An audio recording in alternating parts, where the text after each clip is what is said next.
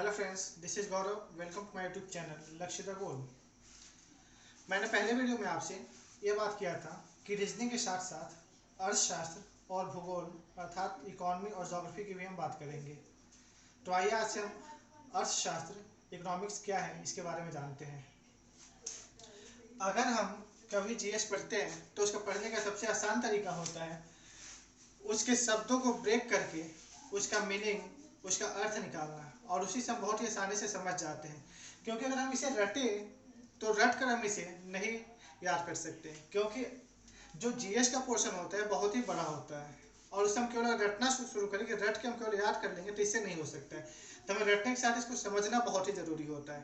और अर्थशास्त्र एक ऐसा विषय है अगर हम जिसको ना समझ पाए तो फिर इसको रटने से बहुत जल्दी भूल भी जाते हैं। ठीक है, तो सबसे पहले जब हम कोई विषय पढ़ते हैं तो उस विषय के बारे में जानना हमें बहुत ही जरूरी होता है। जैसे हमने बात किया अर्थशास्त्र, तो अर्थशास्त्र क्या है, इसकी विषय वस्तु क्या है, इसकी हमें इतनी आवश्यकता क्यों है। क्योंकि किसी भी एग्जाम्स में इससे 5 से 6 क्वेश्चन पूछे जाते हैं और जो बड़े लेवल के एग्जाम्स होते हैं उसमें तो ज़्यादा क्वेश्चन पूछे जाते हैं। इसमें जो क्वेश्चन पूछे जाते हैं वो मैक्सिमम करंट अफेयर से रिलेटेड होते हैं, लेकिन आप उसको सॉल्व तभी कर पाओगे जब आपको बेसिक अर्थात इसका कॉन्सेप्ट आपको पता होगा। तो आइए सबसे पहले देखते हैं अर्थशास्त्र की परिभाषा क्या है। अगर कोई आपसे पूछे ऐसे कि अर्थशास्त्र क्या है तो आप क्या बताएंगे? अगर आपको किसी विद्वान का, किसी इकोनॉमिस्ट का परिभाषा आपको ना पता हो तो सबसे आसान तरीका क्या है, इसके शब्दों को आप ब्रेक कर लीजिए। जैसे हमने क्या किया, अर्थशास्त्र 2 शब्दों के मेल से बना है, अर्थ और शास्त्र। अर्थ मीन्स क्या होता है? मुद्रा, और शास्त्र मीन्स क्या होता है? सिद्धांत। अर्थात जो मुद्रा का सिद्धांत है, अर्थात वह सिद्धांत जिसमें मुद्रा के बारे में बताया जाए वही क्या है? अर्थशास्त्र है। लेकिन अब सबसे पहली बात होती है कि किसी भी शब्द की उत्पत्ति कहीं ना कहीं से हुई रहती है। तो इस शब्द की भी, अर्थशास्त्र शब्द की उत्पत्ति कहीं से हुई है, तो उसके अनुसार देखते हैं इसकी परिभाषा क्या बनती है।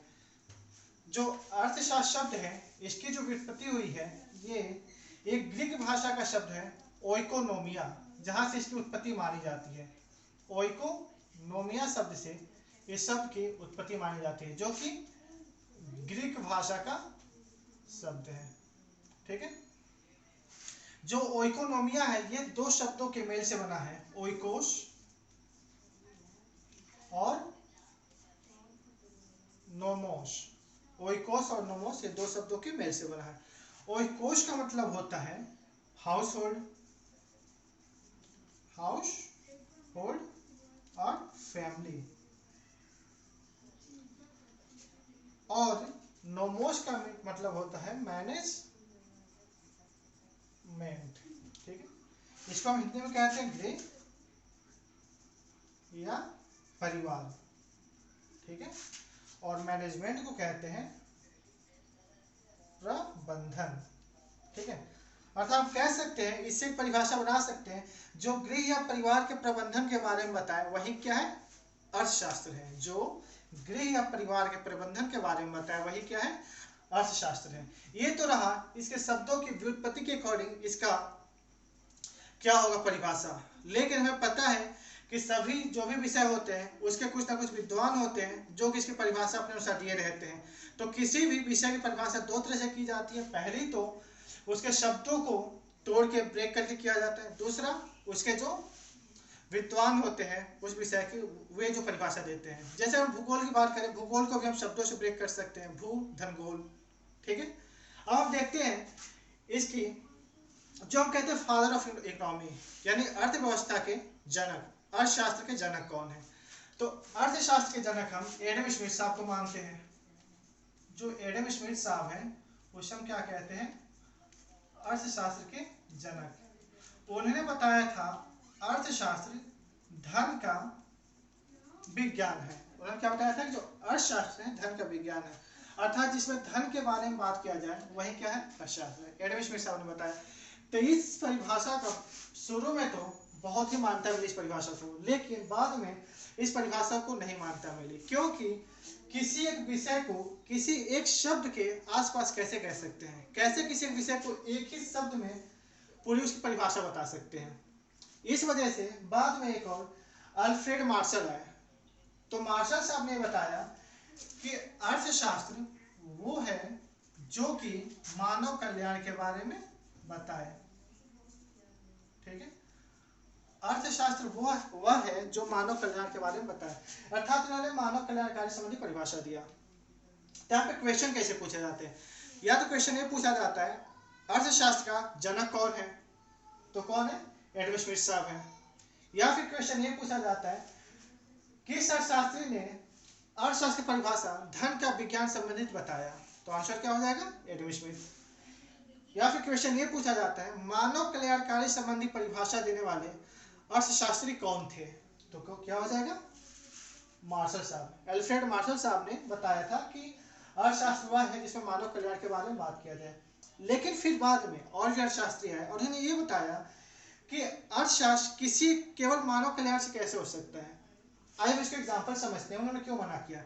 जैसे अगर कोई ऐसा व्यक्ति हो जो बुरे प्रवृत्ति का हो, ठीक है, अगर उसके पास बहुत सारे धन आ जाए तो क्या मानव का कल्याण करेगा, वो तो कल्याण ही कर देगा, है ना।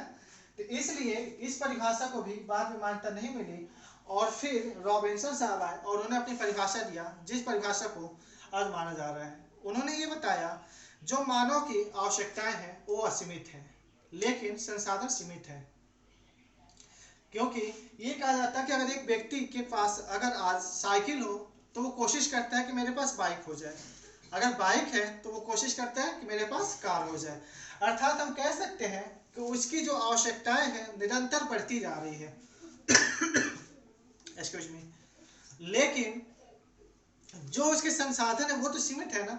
अर्थात हम कह सकते हैं असीमित आवश्यकताओं का सीमित संसाधनों से समन्वय ही अर्थशास्त्र है। अर्थात किसी व्यक्ति के असीमित आवश्यकताओं की सीमित संसाधनों से पूर्ति कैसे की जाए यही अर्थशास्त्र बताता है। ठीक है, तो ये तो रहा हमारा अर्थशास्त्र का परिभाषा। बट हमें क्या पढ़ना है, अर्थव्यवस्था पढ़ना है। तो हमें अर्थशास्त्र के साथ अर्थव्यवस्था क्या है हमें ये भी जानना जरूरी है कि अर्थशास्त्र से अर्थव्यवस्था कैसे संबंधित है और कैसे अलग है। ठीक है, मैं इसे इरेज कर रहा हूँ। जो अर्थशास्त्र है इसमें से एक विषय वस्तु इसकी है क्या, अर्थव्यवस्था अर्थात इकोनॉमी।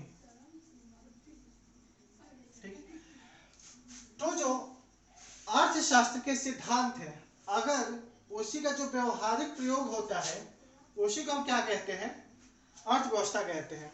अर्थशास्त्र के व्यवहारिक प्रयोग को ही अर्थव्यवस्था कहते हैं। आइए हम इसको एक एग्जांपल समझते हैं। आप महंगाई जानते होंगे, मैंने इसलिए इसका परिभाषा लिया क्योंकि इसे सभी लोग जानते हैं। जो महंगाई है उसे हम अर्थशास्त्र की भाषा में मुद्रास्फीति कहते हैं। जो महंगाई है उसे हम अर्थशास्त्र की भाषा में मुद्रास्फीति कहते हैं। अब देखते हैं मुद्रास्फीति क्या होता है। अगर वस्तुओं के दाम निरंतर बढ़ते जाए और मुद्रा की वैल्यू गिर जाए उसे मुद्रास्फीति कहा जाता है। यदि वस्तुओं के दाम बढ़ जाए और मुद्रा की वैल्यू कम हो जाए उसी को हम क्या कहते हैं, मुद्रास्फीति कहते हैं। आप देखते हैं ये क्या है। आइए हम इसको एक एग्जांपल से समझते हैं मुद्रास्फीति। सपोज दैट आप गए मार्केट में और वहां पे आपने बोला कि भैया 1 किलो में प्याज दे दो। उसने क्या बोला, 40 रुपये किलो प्याज है इस समय। तो आपने बोला भैया हम कुछ दिन पहले आए थे और हम 1 किलो प्याज मात्र 20 रुपये में ले गए थे। तो उसने बोला कि भैया देखिए प्याज के दाम बढ़ गए हैं, अगर आपको लेना हो तो लो वरना कोई बात नहीं। आपने क्या बोला, तो क्या आपके पास केवल 20 रुपये थे, आपने बोला ठीक है भैया आधा किलो दे दो आप। तो आपने क्या देखा, आपने आधा किलो में 20 रुपये में क्या किया, आपने आधा किलो 500 ग्राम प्याज आपने ले लिया। लेकिन इसी प्याज की कीमत कुछ दिन पहले क्या थी, 20 रुपये में 1 किलो थी। अर्थात हमने क्या देखा कि आज जब इसका प्राइस बढ़ गया है तो जो कीमत पहले 20 रुपये की थी, पहले 20 रुपये की जो वैल्यू थी वह आज नहीं है, घट के कितना हो गई, आधा किलो के बराबर हो गई। तो हम देख रहे हैं कि वस्तुओं के दाम बढ़ गए और मुद्रा की वैल्यू कम हो गई। इसी को हम मुद्रास्फीति कहते हैं। ठीक है, अब अगला ये आता है कि जो अर्थशास्त्र होता है ये कितने प्रकार का होता है, क्योंकि क्वेश्चन भी पूछा जाता है। क्योंकि अर्थशास्त्र एक ऐसा विषय है जिसको अगर हम कुछ पार्ट में डिवाइड ना करें तो इसको समझना बहुत ही मुश्किल होगा। क्योंकि अर्थशास्त्र अर्थात अर्थव्यवस्था, इसमें हम क्या कहते हैं, हम एक अगर घर की बात करें तो वो जो चलती है वो भी अर्थव्यवस्था है, और अगर एक देश की बात करें तो वो चलती है वो भी अर्थव्यवस्था है, या फिर विश्व की बात करें वो भी अर्थव्यवस्था है। अर्थात हम घर से लेकर विश्व तक की अगर हम बात करते हैं, जो भी मुद्दा से रिलेटेड होता है क्या होता है, अर्थव्यवस्था है। अर्थात हम अगर केवल इसके एक भाग में अगर इसको करें तो ये पॉसिबल नहीं था, इसलिए इसको क्या किया गया, अर्थशास्त्रियों ने इसको दो भागों में डिवाइड कर दिया। अर्थशास्त्रियों ने क्या किया, इसको दो भागों में डिवाइड कर दिया। जो पहला पार्ट था उसको कहा गया माइक्रो इकोनॉमी, माइक्रो इकोनॉमिक्स, और जो दूसरा पार्ट था उसको क्या बोला गया, मैक्रो इकोनॉमिक्स, MICRO माइक्रो और MACRO मैक्रो इकोनॉमिक्स। ठीक है, अब हम जानेंगे कि माइक्रो और मैक्रो इकोनॉमिक्स क्या है, क्योंकि ये जानना हमारे लिए बहुत ही जरूरी है। तो हम इसकी बात करते हैं अपने अगले वीडियो में।